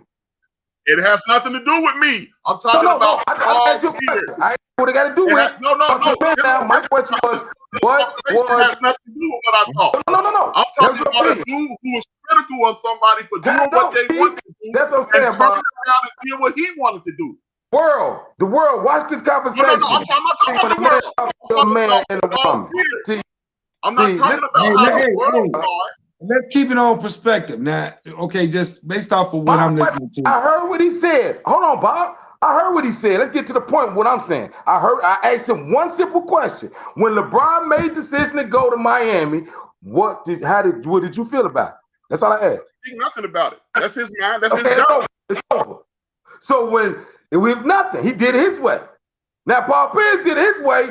It's dumbass. What's the difference? Okay. The difference is I never stood up and said, you know what, LeBron James, you're wrong. You shouldn't have did it that way. You're less than a man because you didn't do it the way HRap was doing. if you want me to finish, you want to keep interrupting me so you'll understand. No, you missed my point. I'd rather interrupt you. You talking about them, like I said. You see, Bob. Hear me time out. out one at a time, because I can't hear both of y'all at one time. I want everybody to get to their point. All right, whatever, man. Go ahead. He speaks. I asked him how he feels. Now he's still talking about. You can't say whatever then you start talking again. Say your point. You can't say whatever then keep talking. Bob, know what? Don't worry about it. Don't worry about it. Don't worry about it. This is what it is. Okay. Fuck it. Don't worry about it. I don't even want to talk. For real. Because it's like, look at this. They got an avenue of change. But see, I'm used to it. What are we talking about? Like, what are we talking about? Nothing. We ain't talking about nothing. Nothing. Leave that shit alone. For real. Because this shit crazy, man. I have no idea what we talk. We talk about Paul Pierce. That's all we talking about. We talking about the difference in opinion that we have. If Paul Pierce did something, how we felt about it. You stated your opinion, and we both stated our opinion. I think that's all we was talking about. I don't even think we was talking about nothing deep. Okay, so you must went upstairs, or you must went to sleep, because after you had an opinion, I asked why you asked that. So it went to another conversation. That's why when Brian responded to me, I wanted to know when he said how he felt when Paul Pierce said when LeBron left, LeBron was this. Okay, I asked Brian how did he feel. He came back after that and started talking again about what Paul Pierce said about LeBron leaving. I'm asking you, what did you feel? He said he had no feeling about it. So I said, why, when Paul did whatever he wanted to do, you did. He said, and if you would allow me to finish the sentence about LeBron, had you allowed me to finish my thought, you would know what I felt. You would know why. But every time I get like 6 words into my conversation, I think it was 9. Interrupt me. I think it was 9. Okay. Come on, man. Good. Let him finish this point so we can get to the next point. So we can, like you said, get to the next point. Yeah. Keep this on, Bob. So, well, I mean, I guess we putting a display on about, how I don't know what this is. I don't know if it's competition. I don't know if it's misinterpretation. I don't know what this is. This moment is. I don't even know what this moment is. Tell me what this moment is. We can't. Listen. This moment is nothing. This moment is nothing. All right. So what is the moment? Like the moment? Okay. The point is, okay. I'm gonna get to the next point. The next point is this. The next point is I want to talk about Kirk Franklin. I want to talk about the fact. Hit him. Well, okay. Let me finish what I was gonna say. I want to talk about Kirk Franklin in this sense, because I think it ties into the last point we was making. Now we look at Kirk Franklin, and we about to give our opinion. We have no stake involved in giving our opinion about Kirk Franklin, except how it identifies to us as men. So whenever we giving our opinion, we just talking about how it identifies us as men and how we hear something, right? So Kirk Franklin, we finna talk about the situation with this 33-year-old son. And what your opinion is, what my opinion is, and what HRap's opinion is about how we could have handled it, how we would have handled it, how we interpreted what we heard, or whatever. That's all we doing. So I want to do that right now. Kirk Franklin ended up, his son ended up recording him, basically snapping on, and they had a relationship that had been at odds for years.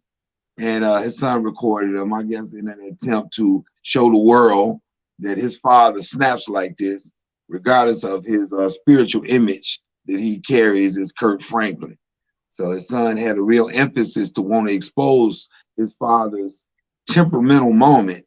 And Kirk Franklin, in my opinion, was saying some stuff, as a parent that, quite frankly, I can identify with as a man. I would be saying probably the same thing, my son, I put my heart into raising my boys.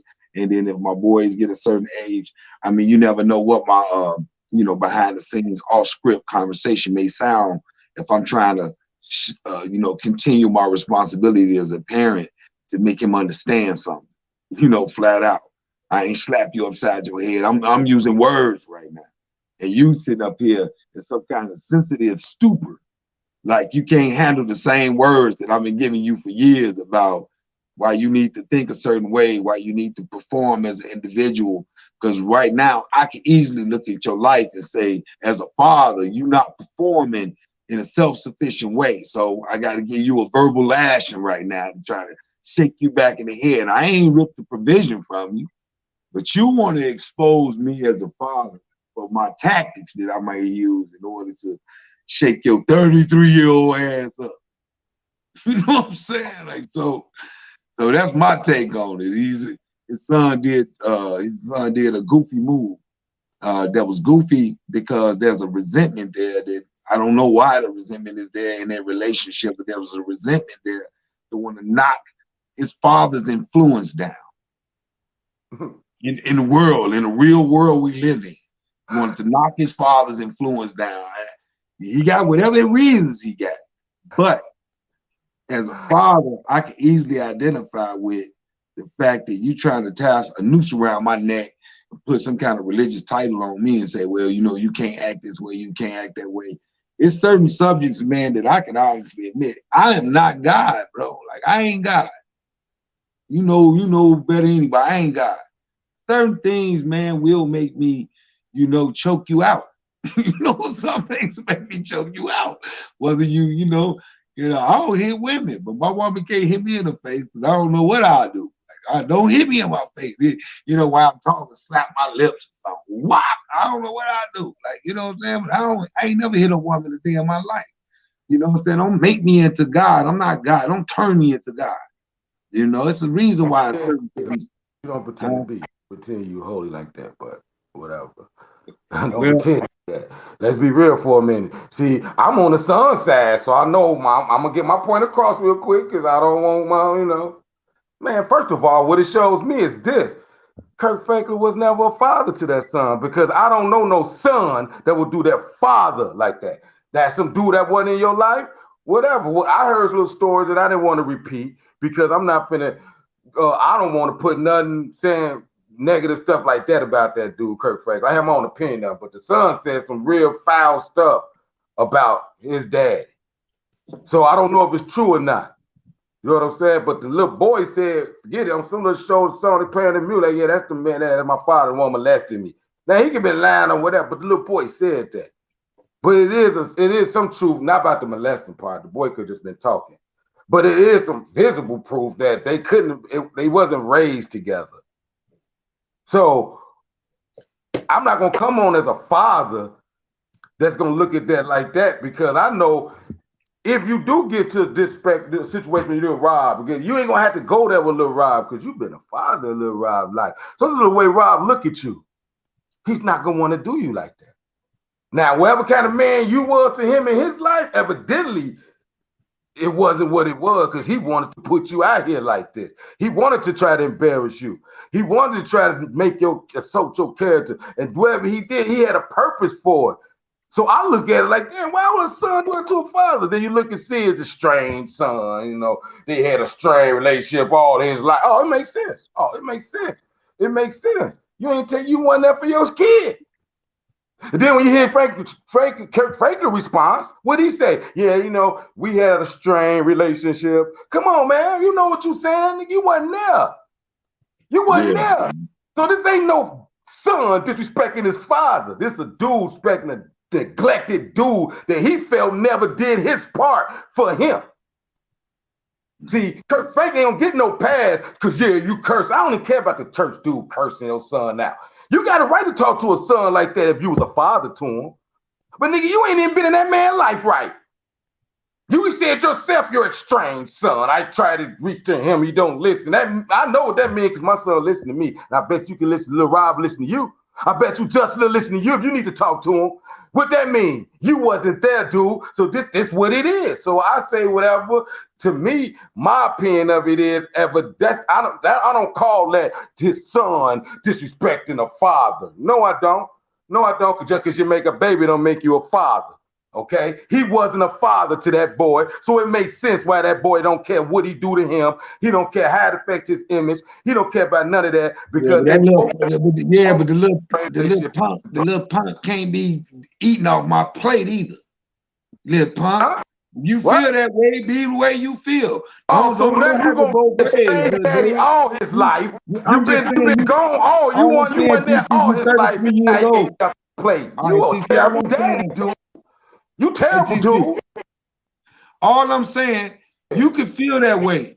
You can feel that way, young punk. You know what I'm saying? You can feel that way. But don't keep eating off my table. Yeah. If you feel that way, let it be known. Let it draw the line and don't come with something hidden camera, something hidden recording. Get your You got me on statute of limitations. You got me on statute of limitations. So I can't go back and get all the stuff you didn't do for me. You got me, father. You got me. And so man, you get disrespected every time, dude. Daddy, hey, so trying to make no my only point is we talking about how we feel about it. I'm talking about how I would respond I as ain't a man. you, man, bro. I agree with you. I'm saying this. I'm gonna go this far. Even if I was a deadbeat, it's a limit, Joe. Like it's a limit to my manhood. I'm not that thing for Kurt Franklin. It's mine. I probably the reason why I ain't think you was mine, dude. Whatever reason he had, like man, you might not be my son, or I don't like your mama. Whatever reason he gave, I'm saying okay, he was a deadbeat, right? But I'm saying there's a certain time when you look at a man in his face, whether he's your son or not, and it's a certain dialogue he kicking his mouth that ain't going. That's all I'm saying. Like you, that's all I'm saying. I ain't going. Even if I'm a dead, I ain't going no more. You had your right. I done tried. I done put my guilty expressions of money out there towards you. Now you trying to destroy me? Like, you know what I'm saying? That's a little. You know, like I said earlier, I got right to customize snap, but I look at it from why he did. We said that why would a son? It makes sense why to me. It makes sense. That's all I'm saying. It makes sense why a son. All right, I go with that point. I go with that. Go ahead, B. Well, I'm just gonna go by what the boy's sister said, and I'm gonna go by just listening to the recording. The recording is clearly chopped up. You can see it's two different conversations that they're having. At one point, Kurt Franklin is talking normal. Seconds later, he's screaming at the top of his lungs. And at the beginning of the conversation, you hear a train in the back. In the middle of the conversation, the train is gone and Kurt Franklin is cussing. You can clearly see the boy splice this shit together with technology to make Kurt Franklin look bad. The second part is what his sister said. The boy's sister, who's also Kurt Franklin's daughter. You're just mad because you grew up as a privileged young man and now our father ain't, and you did nothing with it. So this leads me to believe this is just a bitch ass dude. He's just a punk ass young man who don't want to take responsibility for his life. Because if Kurt Franklin was so bad, why are you trying to get in contact with Kurt Franklin's new children? Because if I don't know the experience of having a father. My father died 52 years ago in 1 week. So I don't know the experience. But if my mother had a whole nother group of kids after me and my sisters, and she never did right by me, I don't know if I would want to be a part of nothing that my mama got to do, because at that point, I would view my mother as toxic. And if you view your father as toxic, all I want to know is if your father's a toxic individual, why are you still trying to be in his life? Why do you and your father have a family therapist? Because even in the argument, Kirk said, let's call a therapist. Let's call a therapist. Why are you in therapy with somebody you want nothing to do with? This dude is mad because he's 32 years old, to me. And it seems that Kurt Franklin told him, hey, you got on your flip-flops, now go kick rocks. Right. Wow. Yeah, well, that's a different interpretation of therapy. Damn, why I find this out? Wow, you're a little Robin therapy? I mean, you know, every situation different, man.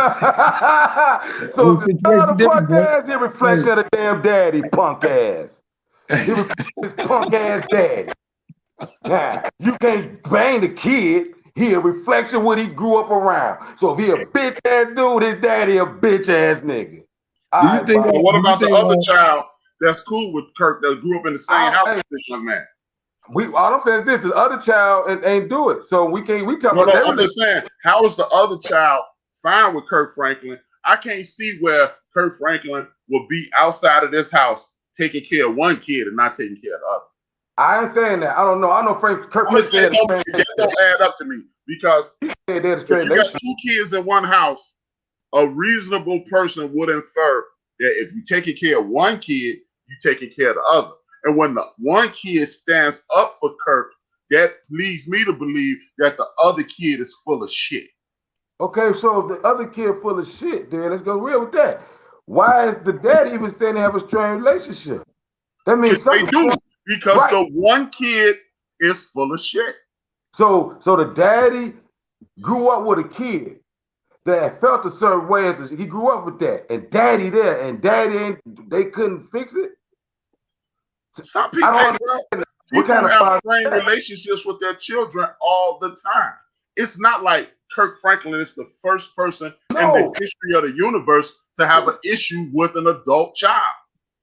Why didn't this young man? Why didn't this young man have this issue 5 years ago, 10 years ago, 20 years ago? All I know is if you grew up in he said they had a problem. They was young, and they just started. They said they grew up a certain way. Well, why don't the daughter have the same problem with Kirk if Kirk wasn't involved in their lives? Well, maybe from what it see to me, I don't think maybe Kirk treated the daughter better than he treated the boy. I don't know. That I'm gonna say, hey, you know what? You my son. I'm not gonna deal with you, but you my daughter. I got all the love in the world for you. Come on, man. Now let's be real for a minute. You saying you ain't never heard of nobody show favoritism in kids? You ain't never heard of that before. I have. That's all I'm saying, man. I know that like it's not. It's just you can't believe that one parent or treat one kid. You ain't never heard that before, Rap? I never heard of nobody not living in the house with their 2 kids and treating their kids different. I didn't heard of. I heard a brother talk about children. She treat this brother better. I didn't heard that.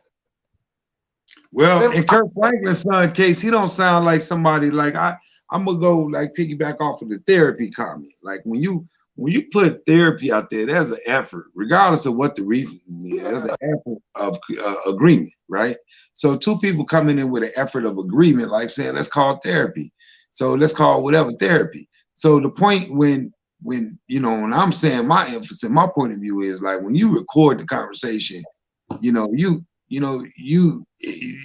eliminate the effort that's being placed in the situation, and you the one benefiting more. I don't care how you feel through the years, but right now, off of this relationship as a man, me looking at you as a man, whether you my son or not, you a man now at this point, and I made sure you ain't in poverty through my dollar, right?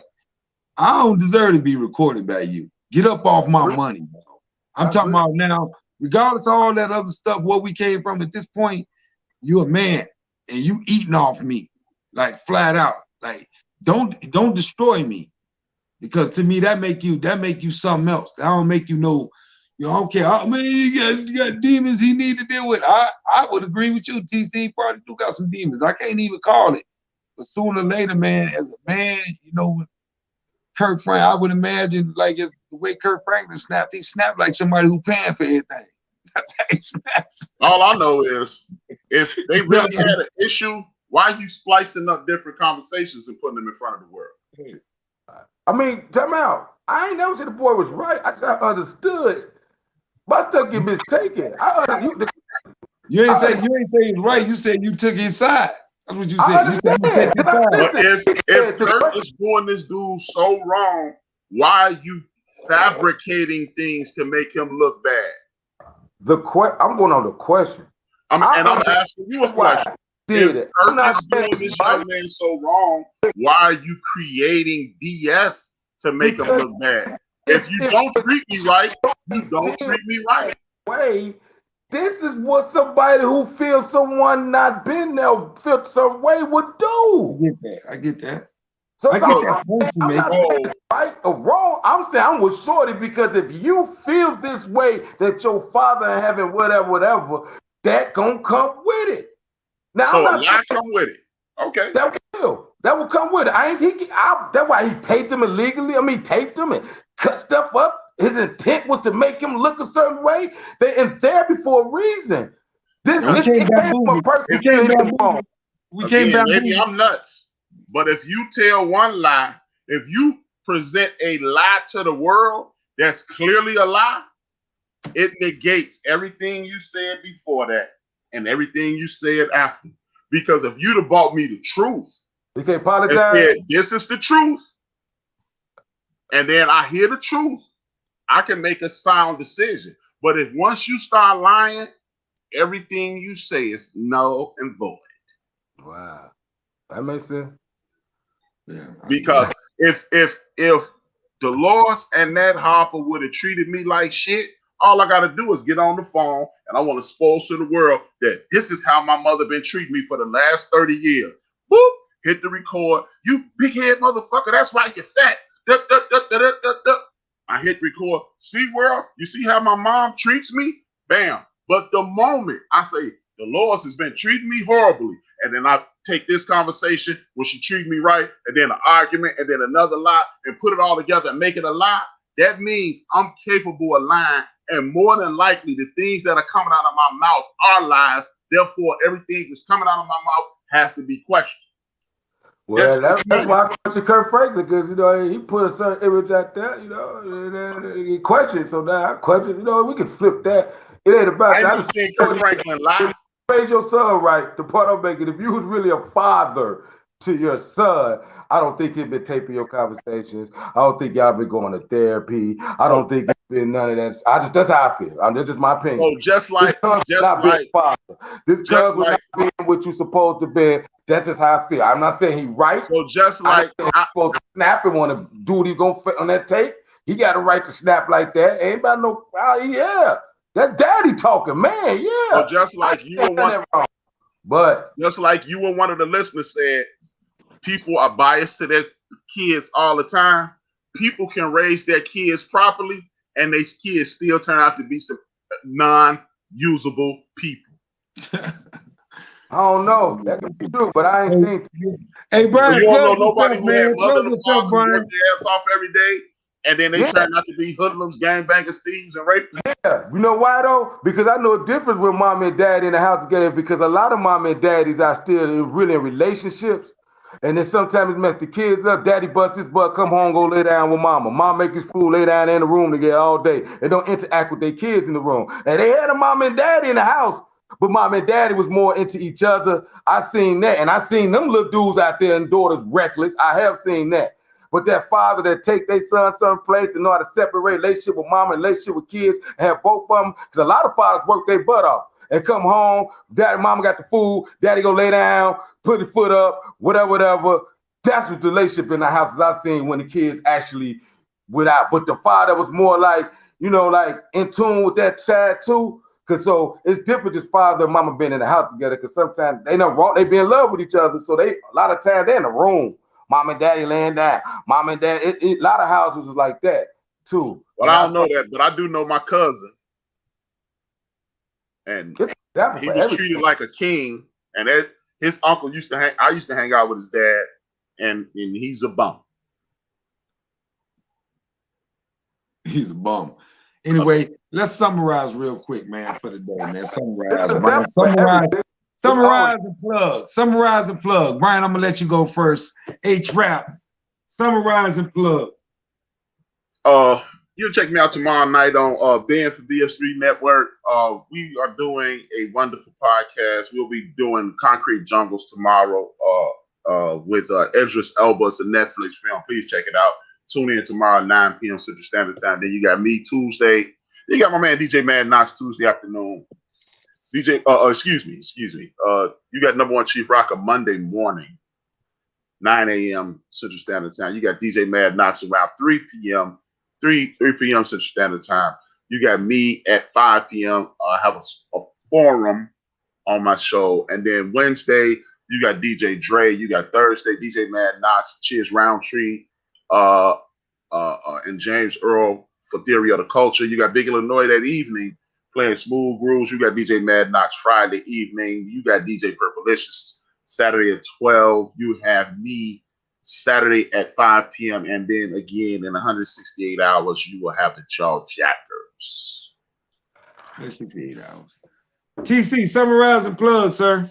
I want to summarize first to my man Lamont Williams, man. Thanks for your comment. Thank you for taking the comment. I said that you ain't get all willy and all about it. You responded like a man. I appreciate you, brother, because all we doing is just talking back and forth. And I might come off a little whatever they want to call it, aggressive, wrong, rude. I don't care.